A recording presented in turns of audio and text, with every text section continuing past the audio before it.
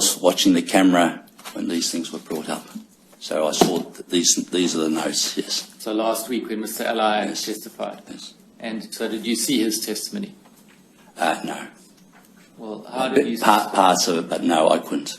Well, were you not concerned that by seeing some of his testimony it might jeopardize your objectivity? I wanted to be able to honestly say what you asked me, so... But you still saw part of his testimony? I saw part of it, but I had to go. All right. Well, you'll see that these are Mr. Ally's notes of, at the beginning it says Notes of Investigating Committee, and it's dated 1 June 1989, and he records that it's Ronderoy Chairman, Kevin Bardich, and himself, Mr. D. Ally, to distinguish him from the other Mr. Ally, also sometime elder in your congregation.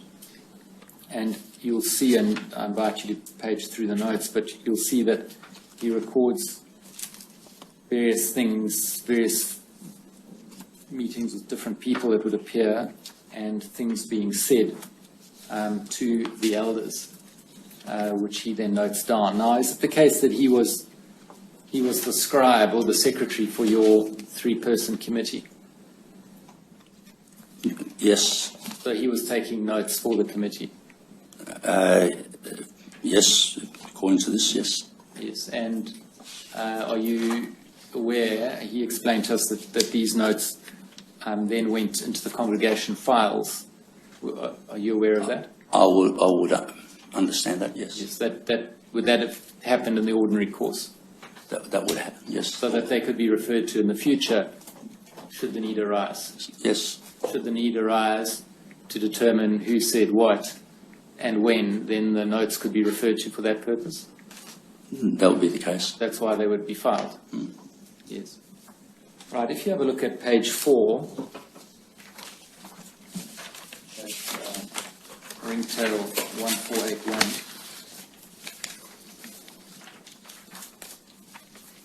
Now, do you see about a third of the way down, two names appear, BCG and that of her mother? And it's underlined. Do you see that, Mr. Doroy? Yes. And adjacent to that, it says molesting, and it looks like an exclamation mark, and then it says 4-5 times. Do you see that? Yes. And then there are various, well, perhaps one just needs to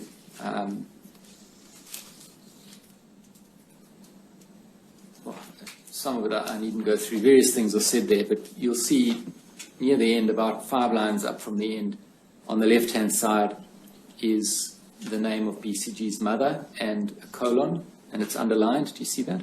Yes. And then a number of points are made adjacent to that. Would you understand that those to be notes of what her mother told your committee?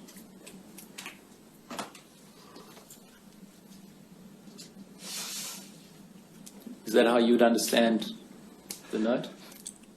I don't really understand the notes. Well, you see the very last line of the page. Yes. There's a dash, and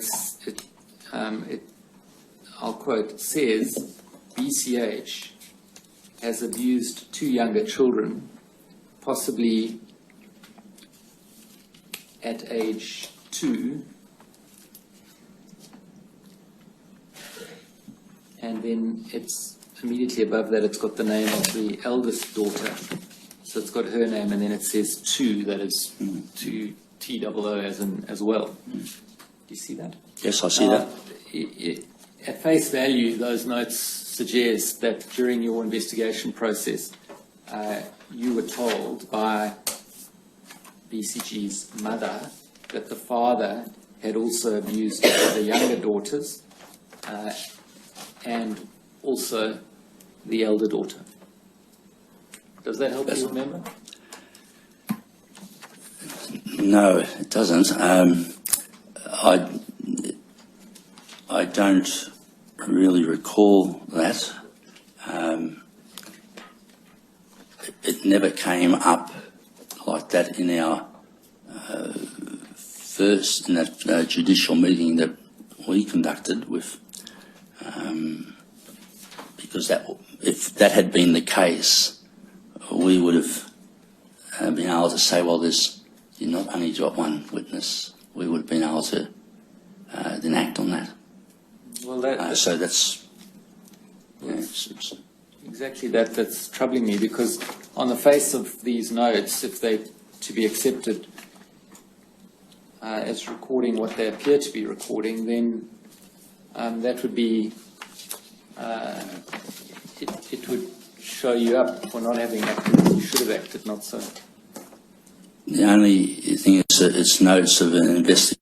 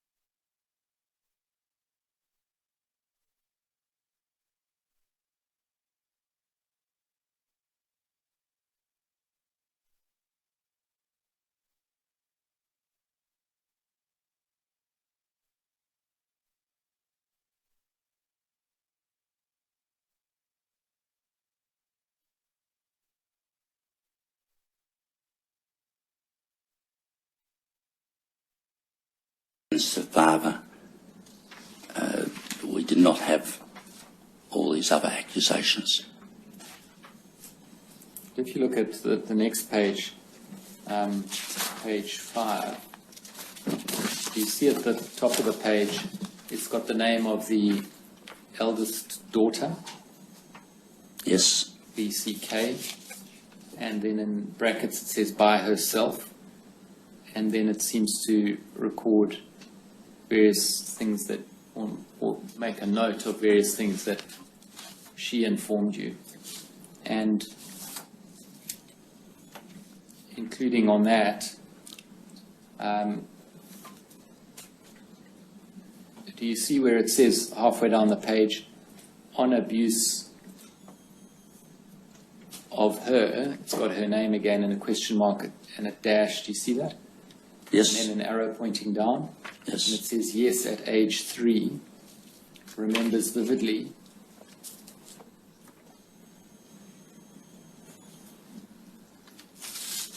You see that seems to be a note that the eldest daughter informed you and the other members of your committee that she also had been abused at a young age. I see that. And what do you say to that?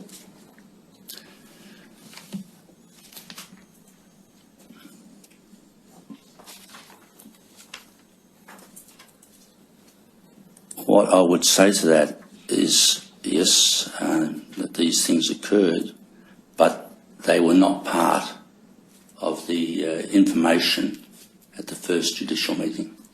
By which you mean it's not information that you took account of, albeit that you had been told it, but as part of an investigation?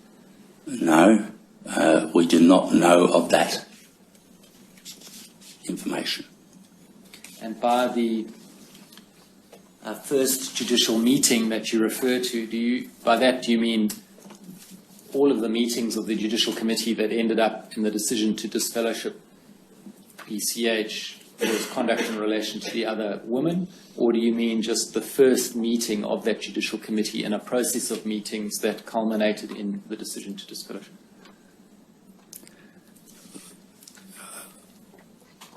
Let's see if I can decipher that, but when I talk about the judicial meeting, I refer to it as the whole judicial meeting, as any meetings that would be part of the judicial meeting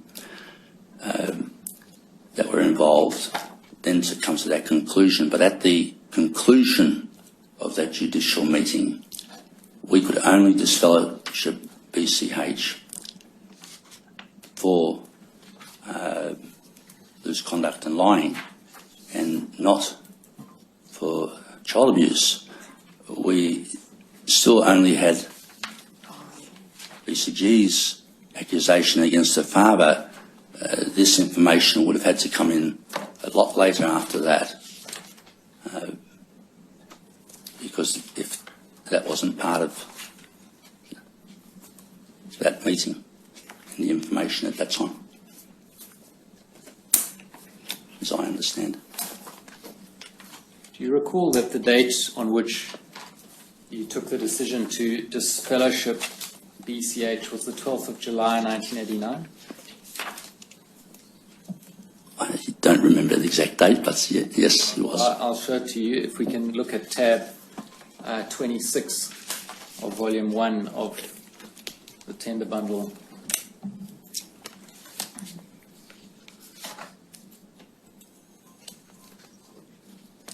This is the formal notification of disfellowshipping or disassociation. This is a form that's completed in every case of disfellowshipping, isn't it? Yes. And you'll see there there's the name of BCH has been redacted and the pseudonym inserted. Do you see that? Yes. And then adjacent to that towards the right, above the words date of disfellowship, it's got 12 July 1989. Do you see that? Yes. And then if we scroll down, you'll see that this is the form that you signed. At least I take it that's your signature. Yes. Yes.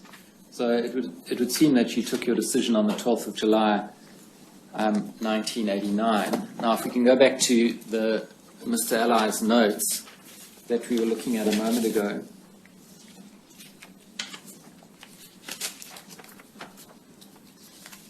And in particular to page 13A, which is in the top right-hand corner, it'll have the ringtail number 1491.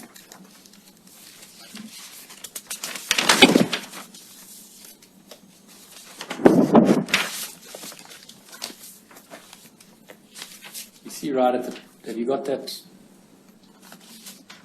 Mr. Dure? Page 13, isn't it? 13, and then there's a little A in brackets. Yes. So it's the one that comes after page 12 and before page 13 itself. It's the one that's on the screen. Perhaps you can just compare that that the hard copy one you're looking at and the one on the screen is the same. You have it, Yes. 13A. Yep. You see it's got a date right at the top, 12 July 1989. You see that? Yes, I see that. And that's the same date that I mentioned a moment ago being the date of your decision. Yes. And then various things follow. It starts with the name of the other woman's husband, if I'm not mistaken. Do you see that immediately below the date? Yes, I can see that. All right. And then various things are recorded. And you can have a look through page 13 and the reverse of page 13. And then to the top of page 14. You see that in that period, so far as I can see, no subsequent date or indeed other date is recorded on those pages, 13A, 13, the reverse of 13, and then on 14. So this would appear on the face of it to all have occurred on the 12th of July. Do you see that? I can see that. Yes. And then at the top of the page, page 14, so it's ringtail 1494.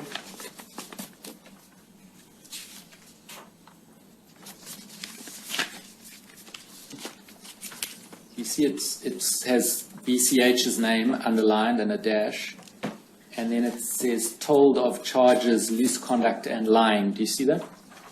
Yes. And it suggests that he was told that those were the charges. Right. That would stand to reason. You would put to him what charges you were ultimately settling on. Would that be right? That'd be the case. Yes. And then various things are recorded. And then further down on the left-hand side, just below halfway, you'll see it says lying, underlined and an exclamation mark.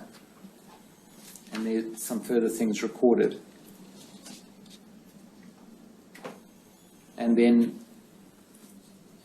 in the last sentence, it says, BCH has admitted to all things and also said that whatever BCG had said on molesting was true.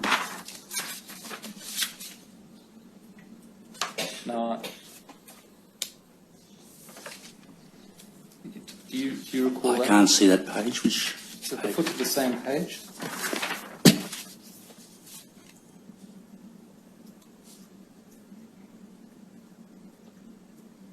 I've got page 14, so I'm not too sure which page. Yes, page 14. Page 14. Right near the bottom, the last, okay. the last two lines. Yes, yes. Thank you. So BCH, it says BCH has admitted to all things and also said that whatever BCG had said on molesting was true. Do you see that? Is that something you were told during your Judicial Committee hearing? I recall that wording. During your hearing? I recall that wording at the end of the appeals committee meeting, yes. Just above that, you'll see the two lines immediately above that. It says, call in, it looks like, and then there are two names. Without saying the names, I'm not sure, or perhaps it's one name, call in on, and there's a name, and that name again tells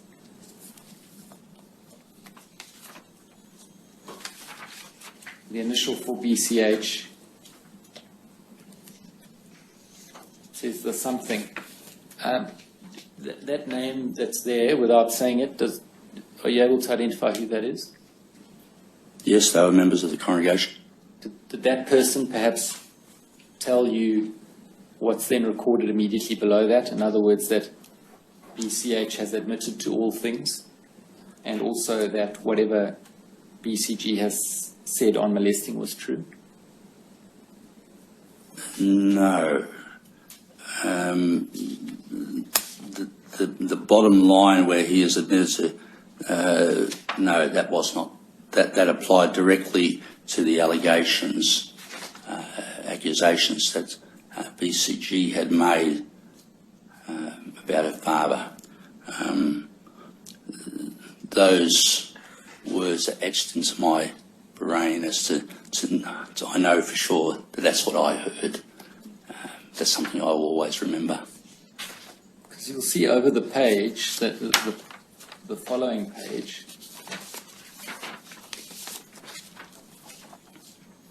right at the foot of the page, it says 19 July 1989, BCH appeals fax to Kevin. Do you see that?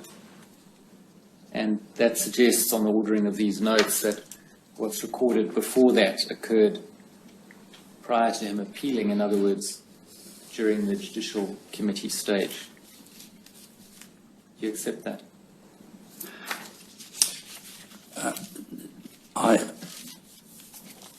The sequence is not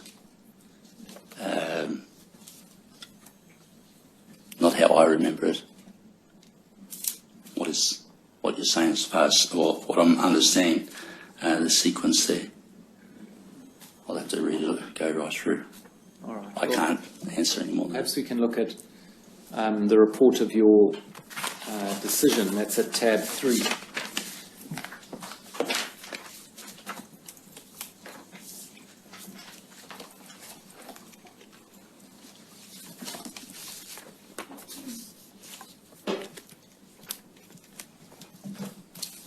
Now, do you recognize this? Perhaps we can ask that it be scrolled down and you can see the bottom of the page as well.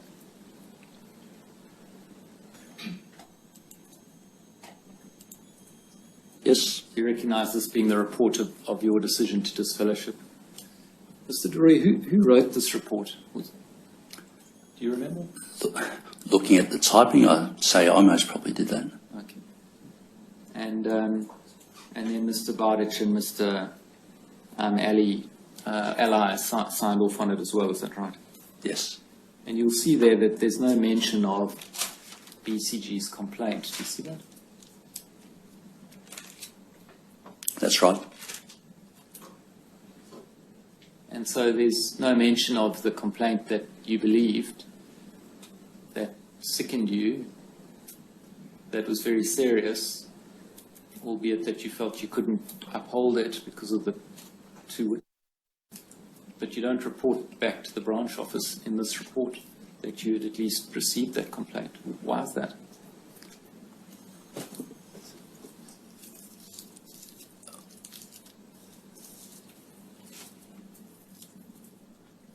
My memory, from what I understand, what I've written here has dealt with what the grounds and so on for the disfellowshipping BCH.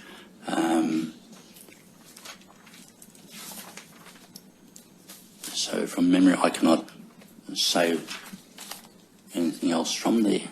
The process at that time, as I understand it, was that in the event of receiving allegations which could not be spiritually proved or proved in accordance with the requirements that are set out, from which you take scriptures as your authority, were then nevertheless to be reported to the branch in case similar allegations might be made again by someone else, then the previous ones could be used to form the proof.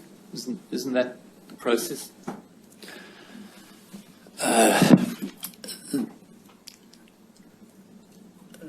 Look, I can't answer that now off the spur of my head. But this was an ongoing investigation into those things. This was part now of, we have dealt with BCH to be able to carry through on that judicial matter, but it was an ongoing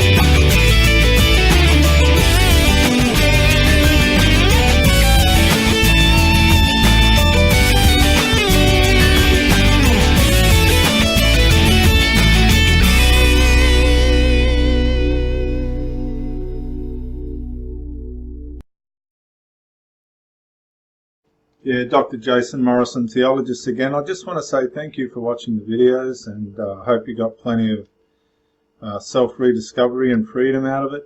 If you watched it on YouTube, please share or like, maybe even comment. If you watched it on Facebook, like, comment, share. But most of all, get out and live. This isn't a rehearsal. You've got a one-off life. Don't let your loyalty and your faithfulness blind you to the life that you should be experiencing. Till the next video, thank you for watching, and bye for now.